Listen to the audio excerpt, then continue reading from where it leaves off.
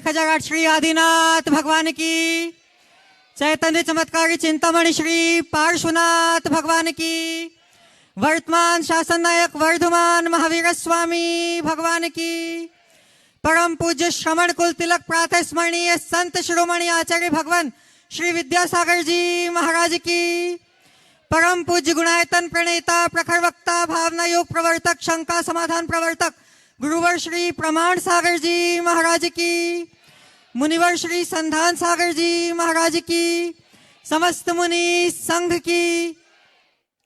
शंका समाधान के आज के इस सत्र में आप सभी का अभिनंदन। ऐतिहासिक प्रभावना के बाद जबलपुर से हुआ गुरुदेव का विहार और अब बुढ़ार कर रहा है इंतजार, पर आज का दिन भी है खास जब पूर्ण हो रही है डिंडोरी नगर की आस और मिल रहा है परम पूज्य गुरुदेव का अल्पकालिक प्रवास। हम शुरू करें आज की बात, उससे पूर्व गुरुदेव के चरणों में करते हैं प्रणिपात, इस भाव से कि हमारे जीवन में भी हो सके रत्नत्रय की सुप्रभात। सभी लोग हाथ जोड़ेंगे, मस्तक झुकाएंगे और मेरे साथ बोलेंगे, हे गुरुदेव नमोस्तु नमोस्तु नमोस्तु। बंधुओं अब आगे बढ़े क्रम, उसके लिए हम करते हैं उपक्रम और चलते हैं परम पूज्य मुनिवर श्री संधान सागर जी महाराज के पास, लेकर यह आस कि हे महाराज श्री आपके माध्यम से यह सत्र प्राप्त करे गति और हम सभी हो सके निशंक मति। नमोस्तु महाराज जी। डिंडोरी वालों का भाग्य जागा और आज गुरुवर के चरण इस डिंडोरी ग्राम में पड़े। आज इस पावन भूमि से अपन यह संकट समाधान का सत्र प्रारंभ करें। गुरु चरणों में बारंबार नमोस्तु करते हुए प्रथम प्रश्न के लिए मैं आमंत्रित कर रहा हूं नेहा ऋषि जैन डिंडोरी। जिनका नाम बोलूं वे अपने स्थान पर खड़े हो जाएं ताकि माइक वहां तक पहुंचे, और उसके बाद में श्रीमती शेफाली जैन डिंडोरी तैयार रहें। द्वय मुनिराजों के चरणों में नमोस्तु नमोस्तु नमोस्तु। छलक जी को इच्छा में, हे महाराज मेरी शंका यह है कि आज के बच्चे तर्क संगत हैं और यदि उनकी तर्क का उचित समाधान नहीं होता तो वो अपनी एक राय स्वयं बना लेते हैं। तो माता पिता ऐसा क्या करें कि वो उनकी जो तर्क की शक्ति का समाधान है वो सही दिशा में जाए। नमस्ते महाराज जी। देखिए बात बिल्कुल सही है। आज की जो जनरेशन है बिल्कुल अलग है और हमें उनकी मनोवृत्ति को ठीक तरीके से समझ करके काम करने की जरूरत है। अगर वो तर्क करते हैं तो हम घबराते क्यों? हम उनका ऐसा उत्तर दें जिससे कि वो चीज़ों को ठीक तरीके से समझ सके, उनके हृदय में उतर सके। अब वो जमाना गया कि पिताजी ने कहा बस बच्चा चुप हो गया, अब बच्चा माँ बाप को चुप करने लगा है। तो ये समय का परिवर्तन है और उस परिवर्तन को देखते हुए हमें उनको बिल्कुल सुव्यवस्थित उत्तर देना चाहिए। और कहीं किसी चीज़ में अगर अपनी कोई जानकारी की कमी है तो उसे स्वीकार करने में हिचकिचाना नहीं चाहिए। बच्चों के साथ सहभागी बनकर उन्हें उस जानकारी को और प्रकट करने के लिए प्रोत्साहित करना चाहिए। यदि ऐसा करे तो काफ़ी कुछ बदलाव घटित हो सकता है। श्रीमती शेफाली जैन डिंडोरी गुरु चरणों में अपना प्रश्न करेंगे और उसके बाद में तैयार रहेंगे मनोज जी जैन, मनोज जी जैन डिंडोरी। हाँ नमोस्तु महाराज जी। पुण्य और अतिशय पुण्य में क्या अंतर है और इसका अर्जन अपन कैसे फिर से बोलिए। पुण्य और अतिशय पुण्य में क्या अंतर है, इनका अर्जन हम कैसे कर सकते हैं महाराज? देखिए पुण्य जो हमें अनुकूलता दे और सातिशय पुण्य जो हमें सद्बुद्धि दे। अनुकूलताएं तो रावण को भी प्राप्त थी, वीरप्पन को भी प्राप्त थी, बिन लादेन को भी प्राप्त थे। जितने आतताएं और आक्रमणकारी लोग रहे हैं, अराजक प्रवृत्ति के लोग रहे हैं, उनके जीवन में किसी न किसी रूप में पुण्य रहा है। लेकिन वो पुण्य ऐसा जो बुद्धि को बिगाड़ दिया, आज पूरे मानव जाति के लिए कलंक बन गए। लेकिन जिनका सातिशय पुण्य होता है वो निर्मल बुद्धि से युक्त होते हैं, सन्मार्ग में लगकर साधना में प्रवृत्त होते हैं और आत्मा का कल्याण करते हैं। तो हमें सातिशय पुण्य की तरफ ध्यान देना चाहिए। लौकिक आकांक्षाओं से निरपेक्ष होकर जो हम पुण्य करते हैं वह सब सातिशय पुण्य को उत्पन्न करता है। नमोस्तु महाराज जी। महाराज श्री जी के चरणों मनोज में जी जैन सादर नमोस्तु। डिंडोरी अपना प्रश्न गुरु चरणों में करें, उसके बाद में ब्राह्मी विद्या बालिका मंडल डिंडोरी सभी बालिकाएं एक साथ तैयार रहें। इच्छामी। महाराज जी, मेरा क्वेश्चन ये है कि मृत्यु के पश्चात सूतक कब से मानी जाएगी? अंत्येष्टि होने पर कि सूचना मिलने के तुरंत बाद से ही सूतक शुरू हो जाएगी? मृत्यु होते ही सूतक का दिन गिनना शुरू हो जाता है जी। और रात्रि बीतने के बाद दिन पूरा हो जाता है। जैसे रात के 10 बजे भी किसी की मृत्यु हुई तो वो पहला दिन गिना, सुबह होने के बाद दूसरा दिन गिना जाएगा। इस तरीके से सूतक की गणना करनी चाहिए। नमोस्तु महाराज जी। ब्राह्मी विद्या बालिका मंडल डिंडोरी गुरु चरणों में अपना प्रश्न करें। और आज अपने बीच में डाल्टनगंज से मनोज जी जैन मामा सपत्नी के यहाँ पर उपस्थित है, गुरु चरणों में अपना प्रश्न करेंगे। नमोस्तु महाराज जी। महाराज जी, मेरा प्रश्न ये है कि पर निंदा करने से मुख दूषित होता है, बुरी नजर रखने से नेत्र दूषित होता है, बुरा सोचने से मन दूषित होता है। ये जानते हुए भी यही सब होता है, तो हम इसको कैसे छोड़ें और क्या पुरुषार्थ करें? इसको जानना बंद करो, मानना शुरू करो। जानते तो हम बहुत कुछ है, जानने मात्र से क्या होगा? मानना शुरू करो। जब तक हम इन बातों को मानते नहीं तब तक जीवन में परिवर्तन नहीं आता। जो बातें हम मुख से कहते हैं वो हृदय की पुकार होनी चाहिए। जो बातें हम मस्तिष्क में अंकित करते हैं उनका हृदय में वास होना चाहिए। यदि ऐसा कुछ घटित होता है तो वो हमारे जीवन के व्यापक बदलाव का आधार बनता है। हमें उस दृष्टिकोण को साथ रखकर चलना चाहिए। नमोस्तु महाराज जी। मनोज जी जैन मामा सपत्नी यहाँ पर उपस्थित हैं। आप लोग एक बार जोरदार ताली से उनका स्वागत कर दें। वे डाल्टनगंज से यहाँ पर उपस्थित। और अब तैयार रहेंगे श्रीमती एकता सौरभ जी जैन डिंडोरी। महाराज जी, बहुत दिनों से एक विचार मन में था कि आदिनाथ वृषभदेव और पारसनाथ पारस सुविधिनाथ पुष्पदंत भगवान के नाम क्यों पढ़े, जबकि महावीर भगवान के नाम जो 5 नाम है उनके बारे में तो हमें पता रहता है, लेकिन और भगवान के नाम के बारे में जानकारी देखिए, महापुरुषों के जीवन में घटित घटनाएं ही उनके नामकरण का कारण बन जाती है। आदिनाथ भगवान का मूल नाम तो ऋषभदेव था, पर युग के आदि में हुए और हमारे नाथ थे, इसलिए हमने आदिनाथ करना शुरू कर दिया। सुविधिनाथ के 2 नाम थे, सुविधिनाथ और पुष्पदंत, दोनों नाम शास्त्रों में मिलते हैं। पारसनाथ भगवान को आप लोग पारस बोलते, मूल तो उनका पार्श्वनाथ था, अपभ्रंश नाम हो गया पारसनाथ। जैसे आप लोग बिहार में सुरेंद्र को सुरेंद्र बोल देते हैं, वैसा चलता है। चलिए। नमस्ते महाराज। एकता सौरभ जी जैन डिंडोरी गुरु चरणों में अपना प्रश्न करेंगे। और गुणायतन ट्रस्टी सागर से सौरभ रूही दिव्यांश जैन उपकार एजेंसी अपने प्रश्न के लिए तैयार रहे। दोनों महाराज जी के चरणों में नमोस्तु। चुलक जी को इच्छामी। महाराज जी, आजकल हम सुनते हैं जैसे जोमेटो, स्विगी, ब्लिंकिट, ऐसी जो ई कॉमर्शियल सर्विसेज हैं वो बोलते हैं कि 10 मिनट में फूड डिलीवर्ड कर दिया जाएगा। क्या ये फूड खाने योग्य है? और जो ये 10 मिनट में फूड डिलीवर करता है, अगर उसके साथ कोई भी एक्सीडेंट हो जाती, दुर्घटना या हादसा हो जाता है, तो क्या भोजन मंगाने वाले को उसका दोष लगता है? शंका का समाधान कीजिए। देखो, सबसे पहले तो इस विषय पर बहुत गंभीरता से विचार करना चाहिए। पहले तो आपके फूड डिलीवरी के संबंध में बात करें, फिर ऑनलाइन डिलीवरी की बात करूं। आपने जिनसे फूड मंगाया है, आप शुद्ध शाकाहारी हैं? वो और अपने साथ किसका किसका लेकर आ रहा है, थोड़ा उसके बैग को देख लीजिए।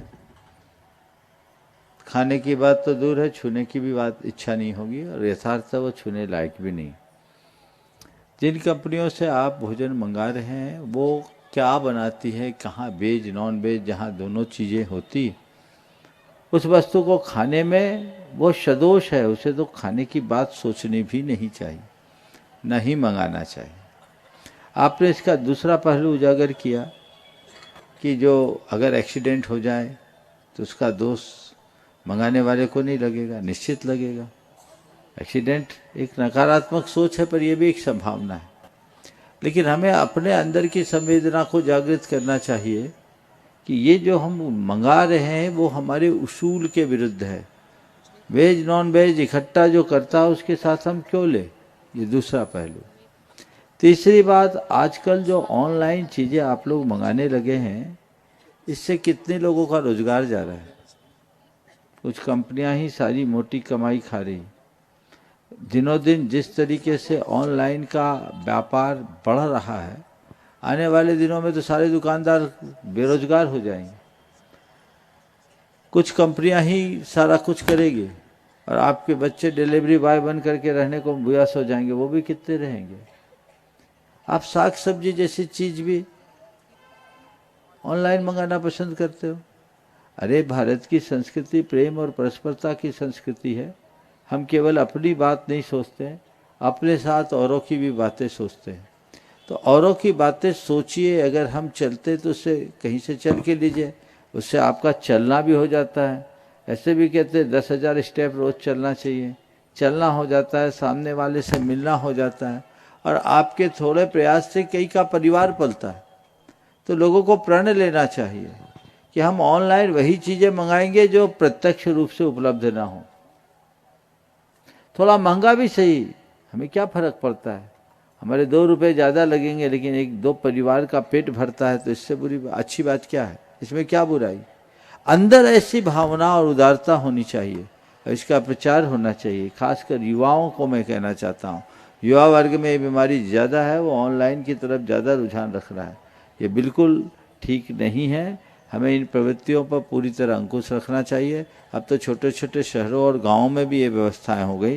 मेरे को लगता है कि आपका डिंडोरी भी उससे अप्रभावित नहीं होगा। तो ये ट्रेंड बदलना चाहिए।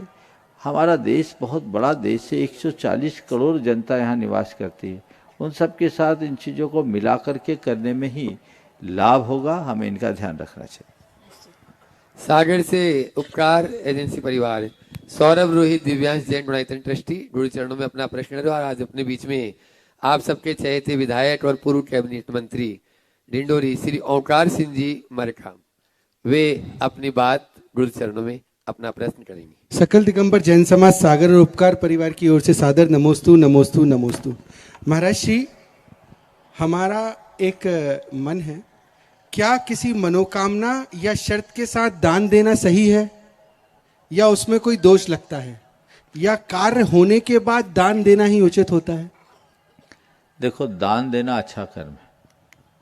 अब रहा सवाल मनोकामना और शर्त के साथ, तो ये तो रिश्वत हो गया। रिश्वत परमात्मा के दरबार में अच्छी बात नहीं मानी जाती, इसलिए इस तरह की मनोकामना नहीं करना चाहिए। हाँ, एक है संकल्प। जैसे मान लीजिए आपने एक संकल्प लिया, मेरी ये प्रॉपर्टी बिकेगी जिस दिन, उस दिन मैं इतना दान दूंगा। ये आपका संकल्प है, इसमें कोई बुराई नहीं।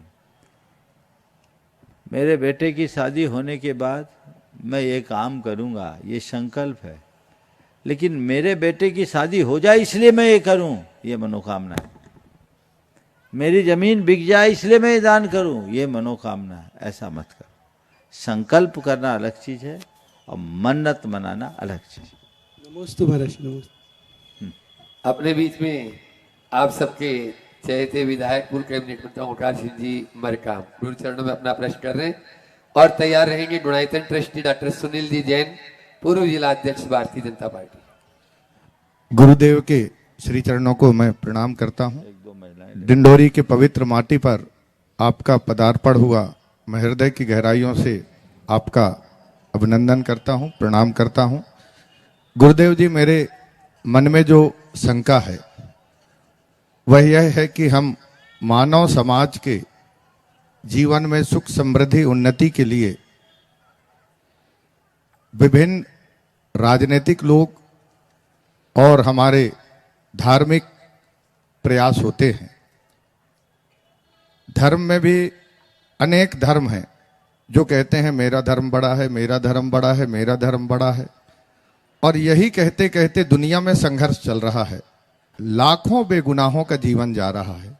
आज जहां भी हम देखते हैं एक बम आता है जो करोड़ों लोगों का जीवन 1 मिनट में शांत कर देता है। आज दुनिया में शक्तिशाली वो देश हैं जो करोड़ों लोगों को 1 सेकंड में मार सकते हैं। आज मारने वाला दुनिया में शक्तिशाली हो गया है और बचाने वाला आज संघर्ष से गुजर रहा है। तो ये जो प्रतिस्पर्धा है, मैं बड़ा हूं, मैं बड़ा हूं, ये बड़ा हूं, ये मानवता को हर समय कमजोर करता है। मेरा शंका है कहीं ऐसा तो ना हो कि ये इस तरह की जो श्रेष्ठता की दौड़ मची है, इससे मानवता ही खतरे में पड़ जाए और मानव जीवन को बचाना कठिन हो जाए, ये मेरी शंका है गुरुदेव। मैं चाहूँगा पहले तो आपने विधायक जी का जोरदार अभिनंदन कर दें। आप हैं तो राजनीति से संबद्ध, पर आपका सवाल पूरी तरह मानवीय दृष्टिकोण को लेकर के जुड़ा हुआ है। बात समझने की है। जहाँ तक मानवीयता के विकास में योगदान देने की बात है, राजनेता हो, धर्मनेता हो, संत हो, सभी अपने अपने स्तर पर प्रयास करते हैं। हमारे देश को आगे बढ़ाने में और मानवता की प्रतिष्ठा करने में राजनेताओं का योगदान भी कम नहीं रहा। लेकिन वर्तमान समय में कुछ विसंगतियां बढ़ी है और उससे राजनेताओं ने अपना विश्वास खोया है और इसके जिम्मेदार वे ही लोग हैं। जब हम अपने उसूलों से भटक जाते हैं, अपनी प्रासंगिकता खोने लगते हैं। जिस दिन से लोगों ने, जो राजनीति के क्षेत्र में रहने वाले लोग रहे, उन्हें राजनीति को सेवा का कर्म मानने की जगह अपना पेशा और व्यापार बना दिया, तब से चीज़ें बदलने लगी, बिगड़ने लगी। तो वही कारण है कि राजनेता आज अपना वह सम्मान, बहुमान, प्रतिष्ठा खो रहे हैं। मैं भावना भरता हूँ कि सभी राजनीति से संबद्ध व्यक्ति लोग निष्ठावान बनकर राष्ट्र की सेवा करें और राष्ट्र की सेवा को अपना परम धर्म माने। जहाँ तक धर्मात्मा जनों की बात है, संतों की बात है, वे धर्म का उपदेश थे। आपने कहा आज सब कहते हैं मेरा धर्म बड़ा है, मेरा धर्म बड़ा, ये भूल है। सबसे मैं कहता हूँ मेरा तेरा क्या होता है इसे छोड़ो, धर्म बड़ा है इसे स्वीकार करो। इस धरा पर केवल धर्म बड़ा है और कुछ नहीं। और मुझसे आप पूछो धर्म क्या है, तो मैं कहूँगा अधर्म से बचना ही धर्म है। सधर्मो यत्र ना धर्म, धर्म वही है जहाँ अधर्म नहीं। हम लोक जीवन में ये बात घोले। हमारा जो परंपरागत विश्वास है, हमारी जो पूजा उपासना है, हमारी जो आराधना और साधना है, वो धर्म का बाहरी रूप है।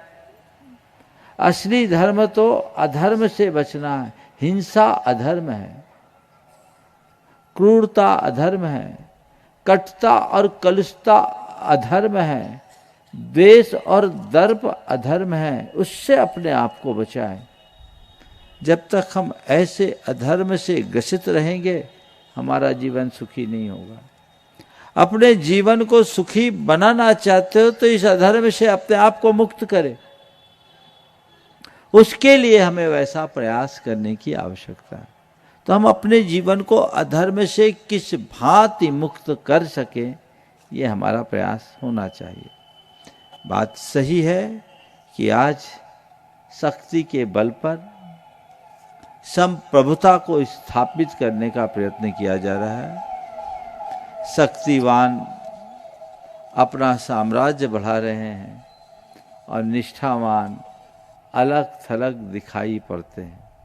लेकिन मैं इतना जानता हूँ, जिस शक्ति की दुहाई वे लोग देते हैं, अंततः बात उन्हें भी शांति की करनी पड़ती है अहिंसा की बात करनी पड़ती है। हिंसा का रास्ता अंगीकार करने वाले लोग भी अहिंसा की दुहाई देने को बाध्य होते हैं। तो शक्ति अल्पकालिक ताकत बन सकती है, पर श्रद्धा शाश्वत शांति प्रदान करती है। हमें वो निष्ठा, वो श्रद्धा जगानी चाहिए।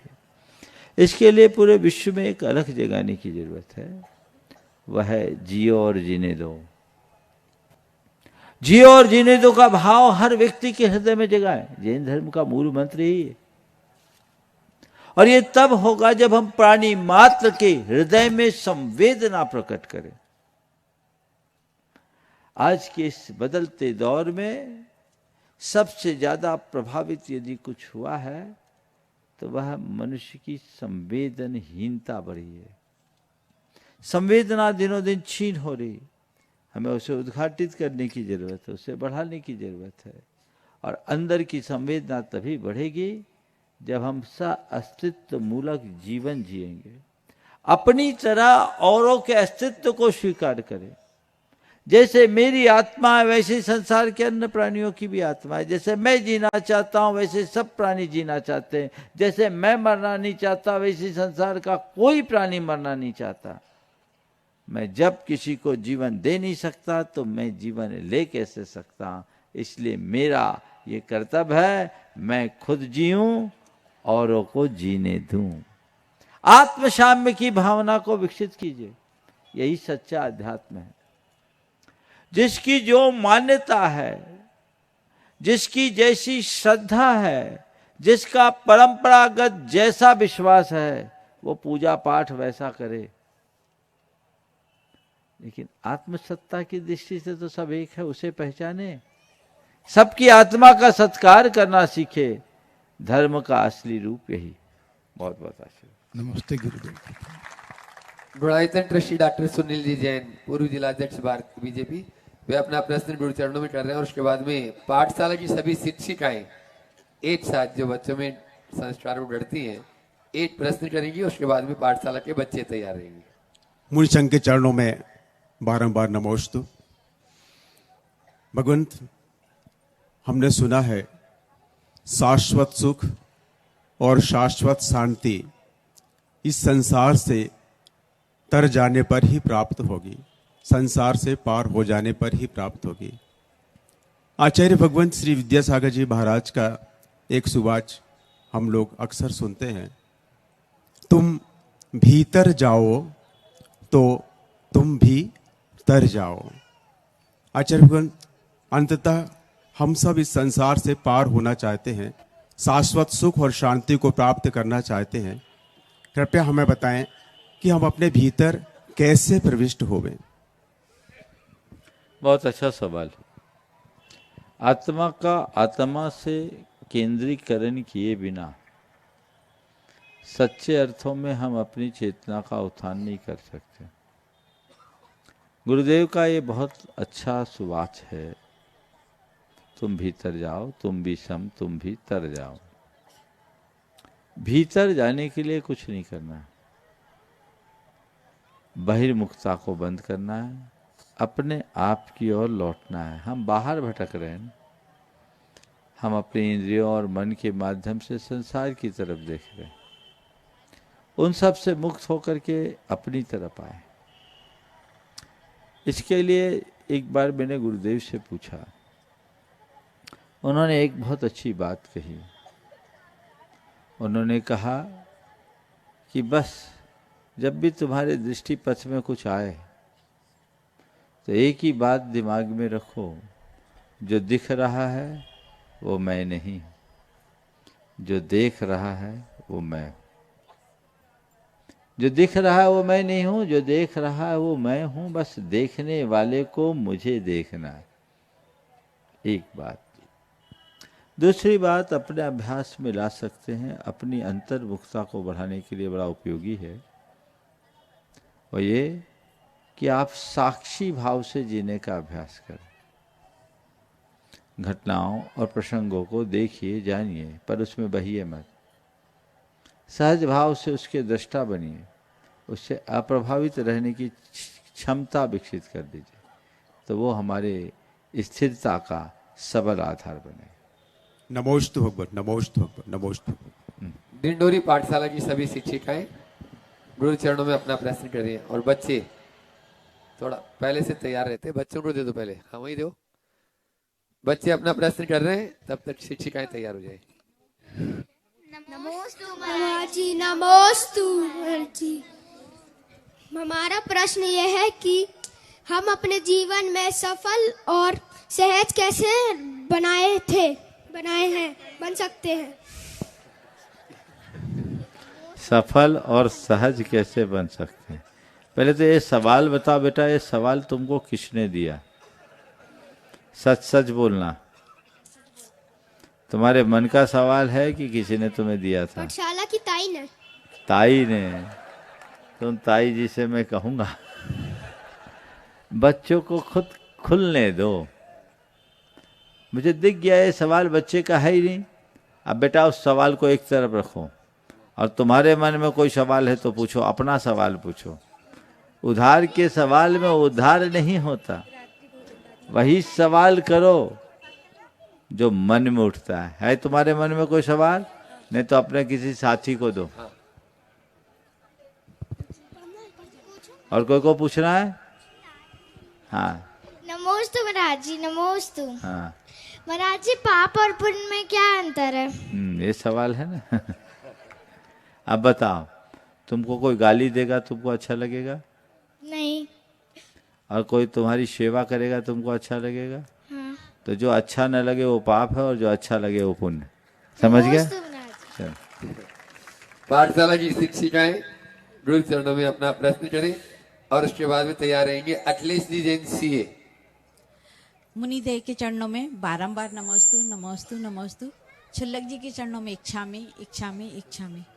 महर्षि, उस क्षण जब कोई हमारे सामने बहुत तारीफ करता है, बहुत तारीफ करता, और वही व्यक्ति पीठ पीछे जाकर बुराई करता है, और वो बात जब हमारे को पता पड़ती है कि वो व्यक्ति पहले तारीफ करके गया और बुराई कर रहा, उस समय मन में बहुत क्लेश भाव आते हैं। तो हम अपने भावों को कैसे संभालें और उसके प्रति हम अपना कैसा व्यवहार रखें? देखो, ऐसे लोग होते हैं ना, बड़े खतरनाक टाइप के लोग होते हैं। जो आपकी ज्यादा तारीफ कर रहा है, समझ लेना ये आदमी खुशामदी है, मतलबी है, स्वार्थी है। कभी भी ये पलटी मार सकता है। उसकी तारीफ को सुनना पर उससे प्रभावित मत होना, और ऐसे लोगों से सुरक्षित दूरी बना के रखना। और मान लो तारीफ करने के बाद कहीं आलोचना कर रहा है तो समझ लेना वो हिसाब बराबर कर रहा है। दिमाग मत लगा, उसकी तारीफ को भी अपनी तारीफ मत मानो और उसकी आलोचना को भी अपनी आलोचना मानने से बचो, क्योंकि सामने वाले को हम नहीं बदल सकते पर खुद पर हम नियंत्रण जरूर रख सकते हैं।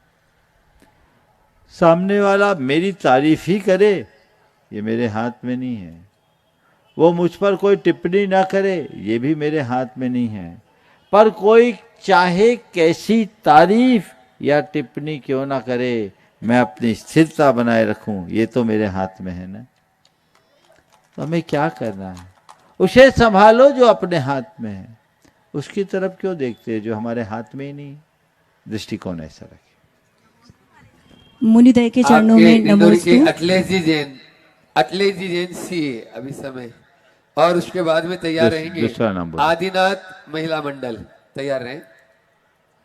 दूसरा नंबर।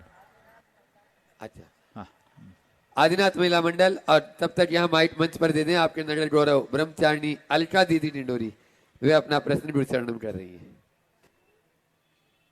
मुनिद्वय के चरणों में नमोस्तु। छुल्लक जी महाराज के चरणों में इक्षामी। मुनिश्री, मेरा आपसे ये प्रश्न है, आप गलतियां करना मानवीय स्वभाव है, और आपने अभी कुछ दिन पूर्व कहा था कि गलतियां होना तो स्वभाव है पर उनकी पुनरावृत्ति नहीं होना चाहिए, पर लौकिक जीवन में ऐसा हो नहीं पाता है, पुनरावृत्ति हो जाती है। तो अब उसमें ऐसे कौन सी क्रमिक स्टेप हम अपनाएं कि हम इन पुनरावृत्ति से बच सके? पुनरावृत्ति होना भी उतना बुरा नहीं है जितना कि पुनरावृत्ति करना। बाय चांस गलती हो जाए तो सुधर सकती है, पर गलती को अपनी प्रवृत्ति बनाने वाला कभी नहीं सुधरता।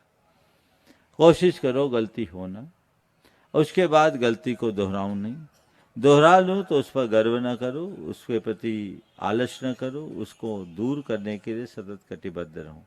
बार बार अपनी निंदा गढ़ा करिए, अपने द्वारा होने वाली गलती को हम बार बार समझते हुए उससे बचने का प्रयास करें, उसकी निंदा गढ़ा करें, तो हम अपनी गलतियों को काफी हद तक सुधार। मुनीष जी, एक प्रश्न और है मेरा। बोलिए। मुझे, मेरा बेटा भारतीय सेना में कैप्टन है, कैप्टन दिव्यांश जैन। वो अधिकतर फील्ड पे रहते हैं या फिर पोस्टेड भी रहते हैं पीस एरिया में, तो वो बहुत जल्दी इन सब कार्यक्रमों को, मंदिर के जुड़े कार्यक्रमों को, सामाजिक पारिवारिक कार्यक्रमों में शामिल नहीं हो पाते। तो कभी कभी तो मैं बहुत उदास हो जाती हूँ, और कभी कभी उसकी बातों से भी लगता है कि जैसे वो मिस कर रहा है इन चीज़ों को। तो ऐसे में मैं उससे और अपने आप को कैसे समझाऊं, बड़ी कश्मकश होती है कई बार। देखो, ये तुम्हारे लिए सौभाग्य का विषय है कि तुम्हारा बेटा राष्ट्र की सेवा में समर्पित है, और मेरी दृष्टि में वो केवल सेवा नहीं कर रहा, वो एक तपस्या कर रहा है। हर सैनिक को एक तपस्वी की तरह देखो। आज सीमा पर सैनिक हैं तो हम आप शांति से बैठे हैं और इतनी धर्म की चर्चा कर रहे हैं। वो हट जाए, हमारी सीमाएं असुरक्षित हो जाए, तो हमारे देश की क्या स्थिति होगी। तो वो एक तपस्या है, कितनी विषम परिस्थितियों में जाकर के वो करते हैं। तो ऐसे लोगों को देख करके आप व्याकुल मत होइए, गर्व होइए कि मेरा बेटा आज एक देश का सच्चा सेवक बन करके जी रहा है, वो अच्छा काम कर रहा है, प्रोत्साहित करें। हर व्यक्ति का धर्म करने का तरीका अलग अलग होता है, सभी एक साथ धर्म नहीं करते। हम आपका सामान्य जनों का धर्म करने का तरीका अलग है, पर शास्त्रीय दृष्टि से विचार करें तो हम आप जितना धर्म कर रहे हैं, इस देश के सभी धर्मात्माओं के धर्म का 6वां हिस्सा उन सैनिकों के खाते में जाता है जिसके बल पर हम लोग धर्म कर रहे हैं। इसलिए उसको भी बोलो मिस मत करो बेटा, जितने दिन के लिए तुम्हें ये दायित्व मिला है उसको निभाओ। जब दायित्व मुक्त हो जाओगे तो फिर आ जाना, वहां बस रहते रहो। अपने पहचान को खंडित मत करना, अपनी मर्यादा को नष्ट मत करना, अपना खान पान शुद्ध करना रखना नहीं करता बस उतना बनाए हुए, तो कुछ सोचने की बात नहीं। आचार्य श्री से आशीर्वाद लेके गया था। नगर गौरव ब्रह्मचारी अलका दीदी टिंडोरी वे अपना प्रश्न करें, और विद्या युवा मंच जैनम टिंडोरी के सभी उत्साही कार्यकर्ता जिन्होंने आज गुरुवार की भव्य आगवानी इस टिंडोरी नगर में की है, सभी एक साथ तैयार हो जाए। परम पूज्य द महाराज जी के चरणों में बारंबार नमस्तु नमोस्तु नमोस्तु। शुल्लक जी के चरणों में बारंबार इक्षामी इक्षामी इक्षामी। महाराज जी, आपके आगवानी की सुन करके माता जी को बहुत प्रसन्नता हुई कि चलो यहाँ से अगर आप पहुंची हो, बिहार नहीं करवा रहे, तो कम से कम महाराज जियों का समागम मिल गया और आगवानी हमें मिल गई। महाराज जी, सभी माता जी ने आपको अयोध्या नगरी से बारंबार नमोस्तु नमोस्तु नमोस्तु कहा है। महाराज जी, आज अति प्रसन्नता का दिन है, सभी लोगों को इतनी खुशी है, और कोईयों को तो विश्वास ही नहीं हो रहा है कि आप इस नगरी में आए हुए हैं। कई लोगों के तो बहुत भावना थी, लेकिन वह यही पूछ रहे हैं कि इतनी समाज है तुम्हारे इधर जो महाराज जी आपके यहाँ आ रहे हैं। हमने बोला कि हाँ, ऐसा नहीं है कि बड़ी बड़ी समाज में ही महाराज जी जाते हैं, छोटी नगरी में ही महाराज जी आ जाते हैं, यह हमारा बहुत बड़ा सौभाग्य है। महाराज जी, आज हमारा प्रश्न है, 9वें गुण स्थान के प्रथम भाग तक तो संज्ञा होती है, उसके बाद अवगत वेद हो जाते हैं, लेकिन महाराज जी हमारा यही है कि 14वें गुण स्थान में तीनों वेद के साथ मोक्ष कैसे होता है। देखिए, पहले तो बात कह दूं डिंडोरी की। निश्चित डिंडोरी के लोग बड़े भाग्यशाली हैं। यह वह पवित्र धरा है जिसका सौभाग्योदय जनवरी 1994 में प्रथम बार हुआ था। मैंने अपने प्रवचनों और शंका समाधान में डिंडोरी का प्रसंग अनेक बार रखा भी है, जो हमारी स्मृति में हमेशा बनी रही। गुरुदेव के साथ 1994 में यहाँ आने का योग बना था और उसके बाद आप लोगों के ऊपर गुरुदेव की ऐसी कृपा बरसी कि 13 बार वो आपके यहाँ आ गए। बोले संत शिरोमणि आचार्य गुरुवर विद्यासागर जी महाराज की। गुरुदेव ने न केवल डिंडोरी को लाभान्वित किया, अपितु डिंडोरी को पूरे देश में उनके मिशन का डिंडोरा पीटने का आधार बनाकर कारो पानी को एक बड़ा सेंटर बनाया। आज बहनें बैठी है, अभी निवेदन कर रही थी, शायद अभी और करेगी। अब वो सबको पता है कार्यक्रम बुढ़ार का बहुत निकट है, फिर भी मैं देखता हूँ, मेरी दिली इच्छा है कि मैं कारो पानी होते हुए जाऊँ। अब गुंजाइश कैसी बनती है, दूरी की सड़कें बिल्कुल ख़राब है, पैरों की हालत जर्जर हो गई है। भावना है, गुरुदेव ने जो उपक्रम शुरू किया है उस उपक्रम को देखने की इच्छा तो मन में रहती है। समय काल की मर्यादाएं बाधित कर दे, बात जुदी है, लेकिन फिर भी मैं देखता हूँ तो ये एक डिंडोरी वालों का सौभाग्य है।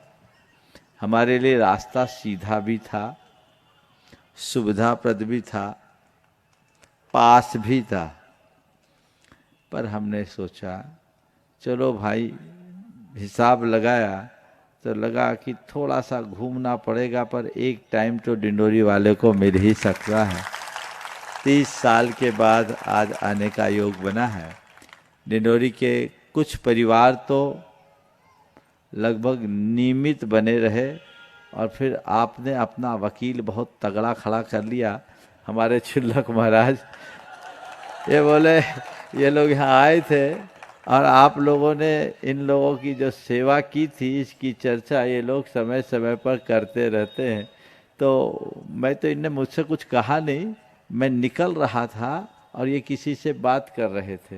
बोले मैं बोलूँगा महाराज से कि डिंडोरी चलना है।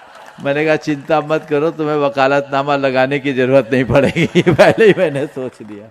तो ये भावनाएं हैं, ऐसी भावनाएं बना के रखनी चाहिए। जिस तरह की श्रद्धा और भावना की अभिव्यक्ति आप लोगों ने प्रकट की, मुझे 1994 की वो स्मृतियाँ ताज़ी हो गई है। आप लोगों की ये श्रद्धा भावना दिनों दिन वृद्धिंगत होते रहे, ये मैं भावना भाता हूँ। आपने जो सवाल किया है कि 14वें गुरुस्थान में वेद कैसे होता है, ये द्रव्य वेद का कथन है, भाव वेद का नहीं। हाँ, युवा वर्ग आज यहाँ पर विद्या युवा मंच जैनम डिंडोरी वे गुरु चरणों में अपना प्रश्न करेंगे और उसके बाद में जिनकी चर्चा अभी खुद गुरुवर अपने मुझसे कर रहे थे, कारो पानी से अपने बीच में यहाँ पर प्रतिभा स्थल की बहनें जिन्होंने अपना सर्वस्व गुरुवर के चरणों में न्यौछावर कर दिया, वे अपना प्रश्न अपनी बात गुरु चरणों में करेंगे। परम पूज्य मुनिराजों के चरणों में त्रिबार नमोस्तु नमोस्तु नमोस्तु। छुल्लक जी के चरणों में एक छामी एक छामी एक छामी। महाराज जी, हम सभी बच्चों का ये प्रश्न है कि यदि किसी व्यक्ति का कोई भी नियम नहीं है और उसके परिणाम शांत हैं, लेकिन वो दूसरी तरफ देखा जाए तो एक व्यक्ति बहुत सारे नियम का पालन कर रहा है लेकिन उसके परिणाम बिल्कुल भी शांत नहीं है, किसी भी दूसरे व्यक्ति पर वो क्रोध करने लगता है, तो इन दोनों व्यक्तियों में अच्छा कौन है या परिणाम आगे चलकर किसके अच्छे निकलेंगे? एक व्यक्ति है जो स्कूल नहीं जा रहा है और एक व्यक्ति है जो पढ़ाई करके परीक्षा में फेल हो रहा है। अच्छा कौन है? बोलो भाई। एक स्कूल नहीं जा रहा है और दूसरा पढ़ाई कर रहा है पर परीक्षा में फेल हो रहा है, थोड़े बहुत नंबर्स कम हो रहे हैं। कौन अच्छा है? बोलो। जो स्कूल जा रहा है। समझ में आ गया? महाराज जी एक प्रश्न और सुनो तो पहले इसका तो उत्तर दे दूं, इतनी जल्दी समझ जाओगे मुझे पता नहीं था। हमेशा ध्यान रखो, नियमों के बिना जीवन आगे नहीं बढ़ता, इसलिए नियमों के प्रति निष्ठावान बनो। हमारा संपूर्ण जीवन नियम से चलता है, समझे?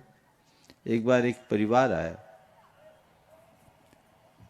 परिवार में एक युवा था, बाहर से पढ़कर आया था। मुझसे लोगों ने कहा कि महाराज जी इसको कोई नियम दे दो।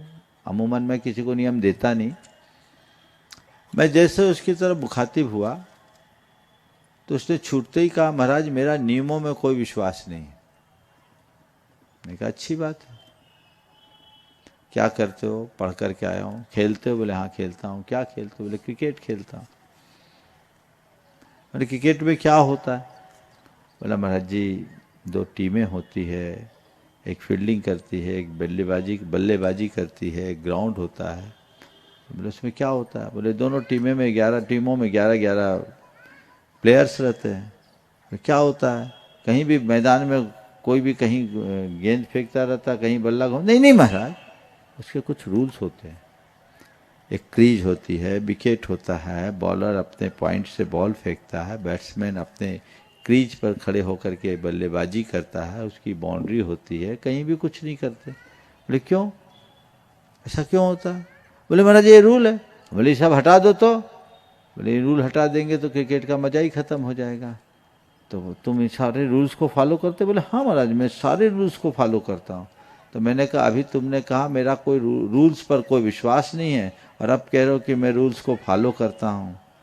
मैंने उसे समझाया कि क्रिकेट का मजा लेने के लिए क्रिकेट के रूल्स को फॉलो करना जरूरी है, तो जीवन का मजा लेने के लिए जीवन के रूल्स को फॉलो करना जरूरी है। समझ गए? रूल्स को निभाओ। हाँ हो सकता है रूल्स को निभाने में कई लोग फेल हो जाए, सही तरीके से न निभाए, तो ये उसकी कमी है, उस रूल की कमी नहीं है। हम उसे देखकर ये न सोचे कि रूल्स लेने से क्या होता है, नियम लेने से क्या होता है। हम ये सोचे कि मैं नियम लूंगा और उसकी तरह न बनकर अपने नियमों को निष्ठापूर्वक निभाऊंगा। इतना ही तो सोच बना लो।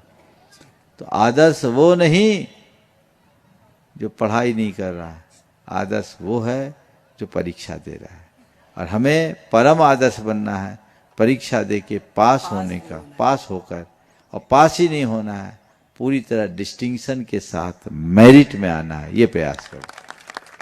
प्रतिभा स्थली की एक सवाल और है उसका बोल। महाराज जी जैसे कि जैन धर्म में बताया गया कि रात्रि भोजन का निषेध है या गलत चीजें नहीं खानी चाहिए, तो ये तो आजकल साइंस ने भी प्रूव कर दिया है कि रात्रि भोजन नहीं करना चाहिए है, या गलत चीजों में ज्यादा बैक्टीरिया या जीव रहते हैं।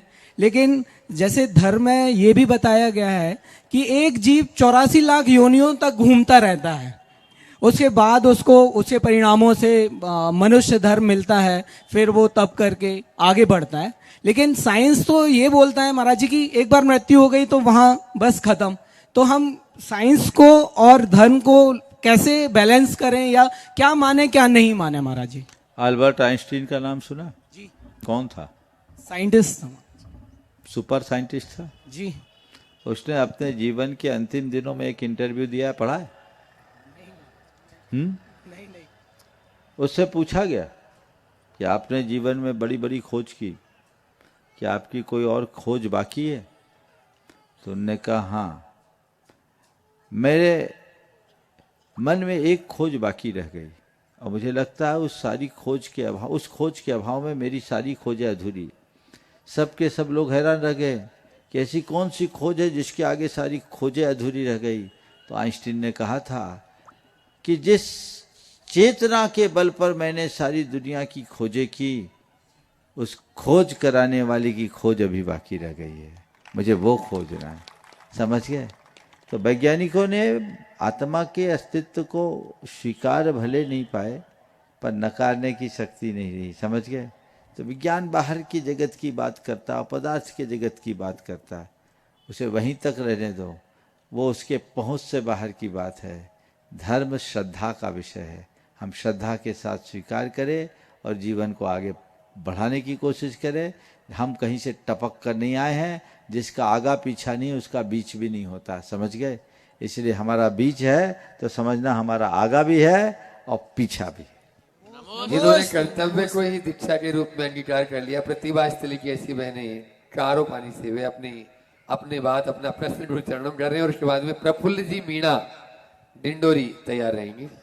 मुनिदय के पावन चरणों में बारंबार नमोस्तु नमोस्तु नमोस्तु। शुल्लक जी महाराज जी के पावन चरणों में क्षामी। महाराज जी हमारा कोई प्रश्न नहीं है, बस हमारा इतनी हमारी विनय है कि आप कारोपानी अवश्य पधारें। आपके चरण वहाँ पर बिल्कुल बिल्कुल। वहाँ की महिलाएं गुरु भक्त हैं जो वहाँ पर कार्य करती हैं। वो भगवान की भक्ति नहीं करती हैं, वो गुरु की भक्ति करती हैं। इसलिए आप लोगों को वहाँ पर आना ही है, कितने भी दूर क्यों ना पड़े। हमारा ऐसा निवेदन है। देखो देखो उसके नहीं लिए महाराज जी, देखना नहीं है, आना बिल्कुल है। बिल्कुल देखते हैं। चलो आगे। प्रफुल्ल जी मीणा डिंडोरी गुरु चरणों में अपना प्रश्न कर रहे हैं और कांच मंदिर महिला मंडल तैयार रहेंगी। पूरी महिलाएं एक साथ तैयार हो जाएं। है प्रफुल्ल जी यहाँ पर? हाँ बोले, प्रश्न करें, समय बचाएं। समय थोड़ा ही नमोस्तु नमोस्तु।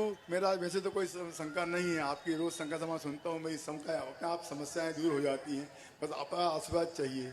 मैं जो भी आज मेरा जीवन है ये आपके भावना योग के बदौलत मैं आज यहाँ जीवित हूँ। इसके बारे में पूरी बात मैं कल सुबह भावना में बताऊंगा। बहुत सुंदर। एक बार जोरदार ताली बजा दीजिए इनके लिए। और कांच मंदिर महिला मंडल गुरु चरणों में अपना प्रश्न करें और गुणायतन ट्रस्टी संजय जी कविता जी जैन तैयार रहे। द्वय मुनि राजों के चरणों में बारंबार नमोस्तु। शुल्लक जी के चरणों में इच्छामी। महाराज जी हमारे गुरुवर अधिकतर कहते थे कि हमें आत्मनिर्भर बनना चाहिए, और जब कोई व्यक्ति संलेखना धारण करता है तो वो दूसरों पर निर्भर हो जाता है, तो उस समय हमें कैसे अपनी आत्मनिर्भरता रखना चाहिए? देखिए संलेखना मरणांत समय की बात है। हमें लगता है कि हम दूसरों पर निर्भर हैं, पर अपने आप को भाग्यशाली मानना चाहिए कि हम दूसरों पर नहीं, कम से कम डॉक्टर पर निर्भर तो नहीं है, मेडिकल सपोर्ट पर तो निर्भर नहीं है। जो लोग अस्पतालों में मरते हैं वो आहें भर करके मरते हैं, और जो संलेखना करते हैं वो नमोकार जपते हुए मरते हैं। यही आत्मनिर्भरता का सबसे बड़ा उदाहरण है। जीवन भर अध्यात्म की साधना करो, अपने शुद्ध आत्मा की भावना भाव, बार बार ये दोहराओ कि मैं देह नहीं चेतन आत्मा हूँ, मैं चेतन हूँ। वो चैतन्य स्वरूप को स्मरण में रखने वाला कभी भ्रमित नहीं होता, कभी भटकता नहीं। नमोस्तु महाराज जी। संजय जी कविता जी जैन गुणायतन ट्रस्टी संजय है शायद उपस्थित नहीं। श्रीमती शालिनी जी जैन गुरु चरणों में अपना प्रश्न करें शीघ्रता से डिंडोरी। ओम। और उसके बाद में श्रुति जैन अहिंसा डिंडोरी तैयार रहे। नमोस्तु महाराज जी। महाराज जी मेरा ये प्रश्न है कि धर्म की परिभाषा क्या है? लास्ट टाइम जब आचार्यश्री का चौमासा हुआ, पंचकल्याणक हुआ था, तो राजस्थान के कुछ लोगों ने हमारे यहाँ चौका लगाया था। तो उस समय हमारे यहाँ आहार हुए, तो लोगों का कहना ये था कि वो तो राजस्थान वाले थे इसलिए आपके यहाँ आहार हो गए, नहीं तो आपके यहाँ तो जीवन में कभी हो ही नहीं सकते थे। तो महाराज जी प्रश्न चिन्ह मतलब इस बात पे कि हम कैपेबल नहीं थे कि हम उतना दान दे सकते हैं, या फिर ये बात थी कि आचार्यश्री ऐसी जगह जाते हैं कि जो दान दे सकता है वहीं पर। सुनो, इन सब बातों से विचलित बिल्कुल नहीं होना चाहिए। अगर ऐसा किसी ने कहा जी तो हमें विनम्रता से स्वीकारने में क्या हानि। आपको तो ये कहना चाहिए भैया हम तो आम खाने वाले हैं, पेड़ गिनने वाले नहीं हैं। किसी के निमित्त से हुआ, मेरे घर में गुरुदेव के चरण पड़ गए, मैं तर गया। भक्ति ये कहती।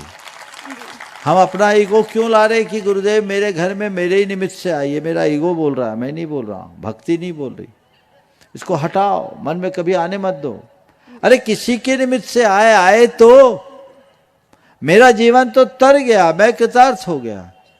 हालांकि होना होता तो कहीं भी हो जाता है। गुरुदेव ऐसे बड़े छोटे को नहीं देखते। मैं आपको एक घटना बता रहा हूँ। गुरुदेव बोहरी बंद आए सन 2002 में, और पहले दिन उनका आहार हुआ वहाँ के पुजारी गोपीचंद जैन के यहाँ। गोपीचंद जैन जो वहाँ के पुजारी और मैनेजर दोनों थे, आहार हुआ। आहार होने के उपरांत जिसकी 5-7 हज़ार रुपये महीने की पगार हो, उसने 21,000 का दान भी बोल दिया। दान बोल दिया, हो गया। गुरु जी का आहार उसके यहाँ हुआ, उसने अपनी श्रद्धा से दान बोला। लोगों को लगा देखो ऐसे कैसे कर दिया।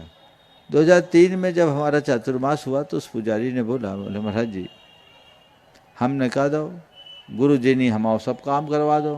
बोले क्या करे? बोले जितने दे उसे दूने तो हम आ गए। हमने 20 बोरा चना धरे थे, 2000 की तेजी आ गई।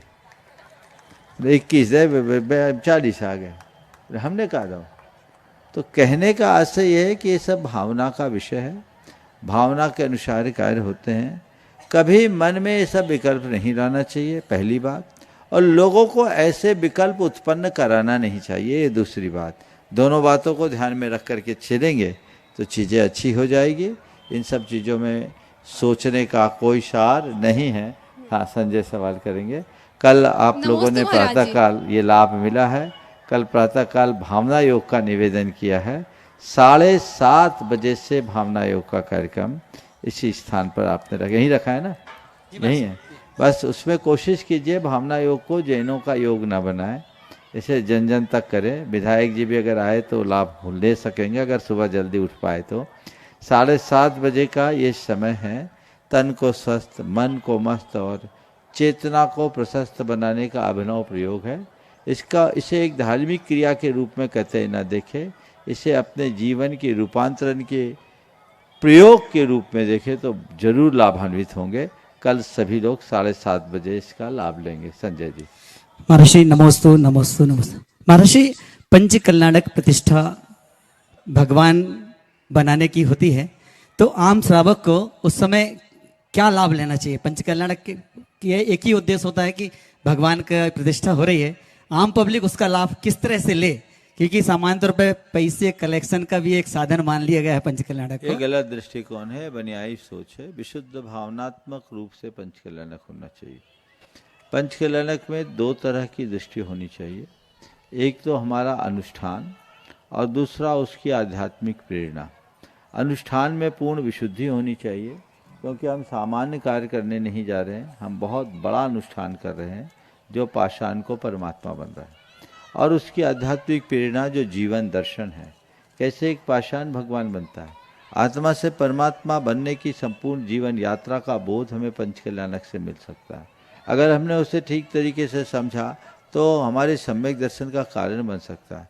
तो हमें उस दृष्टि से अपनी चीज़ों को समझना चाहिए, अपनी भाव भूमिका वैसी बनानी चाहिए। नमस्ते।